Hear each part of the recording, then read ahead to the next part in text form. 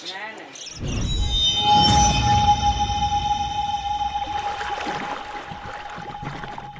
Morning বন্ধুরা, welcome back to my channel Pinky family vlog. তো তোমরা সবাই কেমন আছো? ভালো আছো, সুস্থ আছো? আর আমাদের পরিবারের সবাই ভালো আছে। আর যে যেখানে আছো ভগবানের কৃপায় সবাই ভালো আছো, সুস্থ আছো। আর আমি আজকে তোমাদের ভালোবাসা দিয়ে আমার ব্লগটা স্টার্ট করছি। তো আজকের কী বার জানো? আজকের হচ্ছে রবিবার। তো সকাল 10টা বেজে গেছে, এখন থেকে আমার ব্লগটা স্টার্ট করছি। প্রচণ্ড গরম পড়েছে বন্ধুরা, এত গরম পড়েছে নাজেহাল, মানুষ মরে যাবার মতন এত অবস্থা খারাপ। আর কালকে তো পয়লা বৈশাখ গেল, পয়লা বৈশাখে কোনো রকমের ভিডিও করিনি। এত গরম শরীর মানে ইচ্ছে করছিল না কিছু করতে। তো আজকে যেহেতু রবিবার, তোমাদের দাদাভাইয়ের ছুটি, তো ছুটি থাকলেও ও ঘরে থাকবে না, কাজের জন্য একটু বাইরে বেরোবে। তো ভাবছি আজকে আর রান্নাবান্না কিছু করবো না, ছাতু টাতু খেয়েই থাকবো। যা গরম পড়েছে আর গ্যাস ধরাতেই ইচ্ছা করছে না।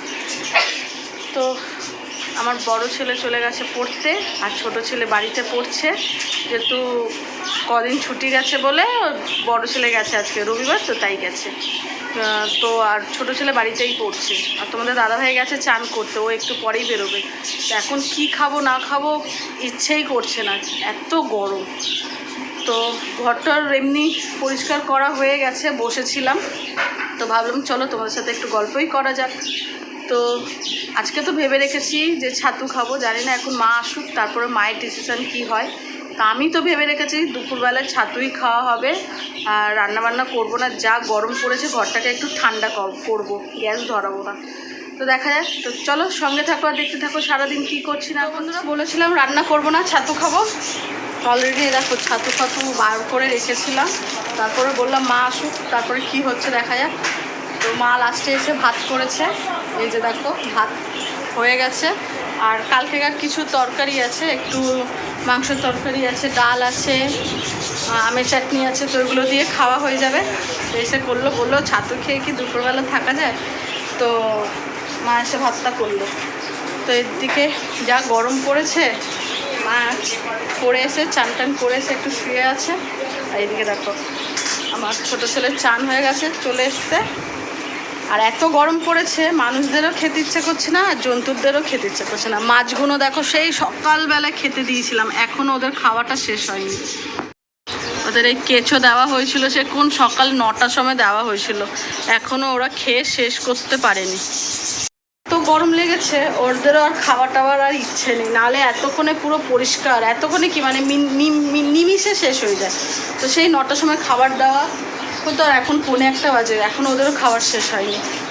আর এদিকে আমি একটু ঘরটার পরিষ্কার করে নিই, ঝাটফাট দিয়ে যাবো আমিও চান করতে। এত গরম লাগছে, আর বেসিনটা এত জল জমে যাচ্ছিলো, পুরো পাইপটা জাম হয়ে গেছিলো। তো বড় ছেলে একটুখানি এসে ঠিক করে দিল, দিয়ে এখন পুরো ক্লিয়ার। তো চলো আমি একটু ঘরটা পরিষ্কার করে নিই। এখনও ঠাকুর দেওয়া হয়নি, এই যে এখনও দেওয়া হয়নি, ঠাকুর দেবে দুজনের মধ্যে কেউ। আর তোমাদের বলেছিলাম না যে আমাদের মুরগির ডিম বসেছিলাম বাচ্চা ফোটানোর জন্য, তো সেটা বাচ্চা ফুটে গেছে, সেটা তোমাদেরকে দেখাবো, শেয়ার করবো। কী যে ভালো লাগছে এই ছোটো ছোটো বাচ্চা দেখে। তো চলো তোমাদেরকে দেখাবো। আমি আগে একটু ঘরটা পরিষ্কার করে নিচ্ছি। আর বড় ছেলেকে বললাম একটু বাইরে বের করতে, ওরা একটু ঘুরে টুরে খাওয়া দাওয়া করুক। আমি একটু ঢেকে রেখেছি, এই যে এরকম করে ঢেকে রেখেছি, যখন বাইরে বের করবে তখন তোমাদেরকে দেখাচ্ছি। দেখে আমাদের কি ভালো লাগছে কি বলবো। তো চলো সঙ্গে থাকো আর দেখতে থাকো, আমি ঘরটা একটু পরিষ্কার করে নিই। তো বন্ধুরা দেখো কত ছোট ছোট বাচ্চাগুলো ফুটেছে, এগুলো হচ্ছে 2 দিনের বাচ্চা। তো দেখে কি সুন্দর লাগছে, মানে বলাই যায় মানুষের বাচ্চা আর পশুর বাচ্চা সব একই রকমই। যেরকম আমরা নিজের বাচ্চাদেরকে মানে নিজে না খেয়ে ওদেরকে খাওয়াতে চাই, তো ওরকম দেখো এরাও পশুরাও নিজে না খেয়ে নিজের বাচ্চাদেরকে খাওয়ানোর জন্য ব্যস্ত হয়ে আছে দেখো। তো বন্ধুরা সেই অনেকক্ষণ পরে তোমাদের সাথে দেখা করছি, সেই সকালবেলা দেখা করেছিলাম, এখন প্রায় 8:30টার কাছাকাছি। তো দেখো ঘেমে পুরো চান হয়ে গেছে, এত গরম লাগছে। আর এদিকে একটু রান্না বসিয়ে দিয়েছি, যেহেতু সারা দুপুর তোমার দাদাভাই আসেনি। তো সকালে বললাম শুধু ভাত করা হয়েছিল, আর ও যেহেতু সারা দুপুর ভাত টাত খাইনি বলে এখন বললো ভাত খাবে, তো হাতে করে একটু চিকেন নিয়ে এসছে। তো দেখো এখানে চিকেন বসিয়ে দিয়েছি, আর এদিকে ভাত। আর এদিকে একটুখানি মৌরালা মাছ রেখেছি এই যে এখানে। তো এটা করা হবে। দেখো পুরো ঘামেতে পুরো নাজেহাল। তো তোমাদেরকে ব্যাক ক্যামেরায় দেখাচ্ছি কি রান্না হচ্ছে।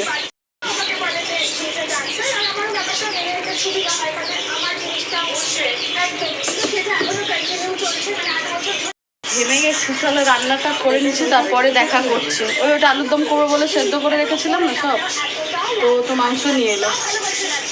তো চলো রান্নাটা করে নিই, তারপরে কথা বলছি। পুরো ঘেমের চান, ঠিক আছে। তো এত গরম পড়েছে বন্ধুরা কি বলবো। এদিকে ভাত করলাম, তারপরে চিকেনটা করলাম, এদিকে লাস্ট রুটিটা করব। আর চচ্চড়িটা তো হয়ে গেছে, সর্ষে বাটা দিয়ে করেছি। তো করার পরে এত গরম লাগছে, মানে ঘরে একটুও থাকতে ইচ্ছা করছে না, এত গরম লাগছে। আর এইদিকে তোমাদের দাদাভাই খালি বলে যাচ্ছে একটুখানি গ্লুকন্ডি করে দাও বা লেবু জল করে দাও। তো আমি বললাম রুটিটা করে নিই তারপরে করছি।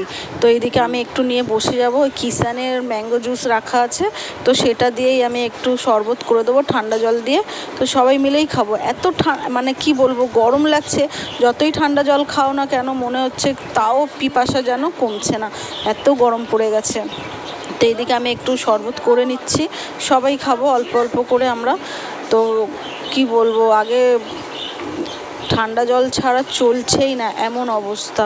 তো এইদিকে আমি করে নিচ্ছি, করে নিয়ে তারপরে তোমাদের দাদাভাই আমরা সবাই খাবো। খেয়ে দে তারপরে আবার কি করছি তোমাদের সাথে শেয়ার করব।